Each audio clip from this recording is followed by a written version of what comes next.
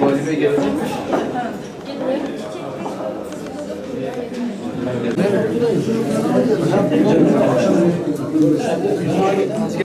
Bu odayı tabii 87 yılında kuruldu odamız.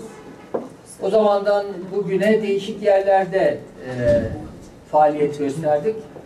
Son 8-10 yıldır da üniversitede bu işi devam ettiriyoruz.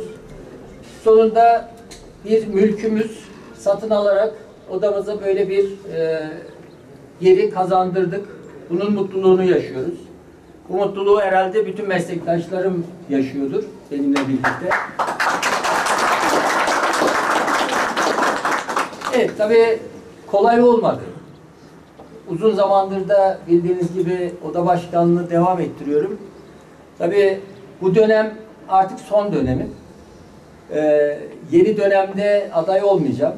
Ama giderken de böyle bir binanın alımını yapıp odamıza böyle bir yer kazandırdıktan sonra gitmenin de ayrıca mutluluğunu yaşıyorum. Van Bölgesi Veteriner Hekimleri Odası ama bu meslektaşlarımızın yeri. Buranın sahibi bütün meslektaşlarımızdır. Her nereden olursa olsun. Bu yeri kazandıran ben değerli başkanınıza, şahsınızda, hepinizin huzurunda teşekkür ediyorum. Ya birçok odamızın yeri oldu. Son olarak da Van odamızın yeri oldu. Yani bugün itibariyle 56 odamızın 40'ının kendi mülkü var artık. İnşallah önümüzdeki dönemde diğer 16 odayı da tamamlarsak bütün odalarımızın kendi yeri olacak ve kurumsallaşma adına büyük bir adım da gerçekleştirmiş olacağız.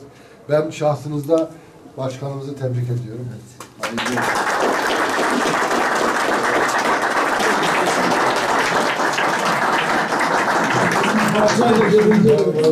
Evet. Maşallah.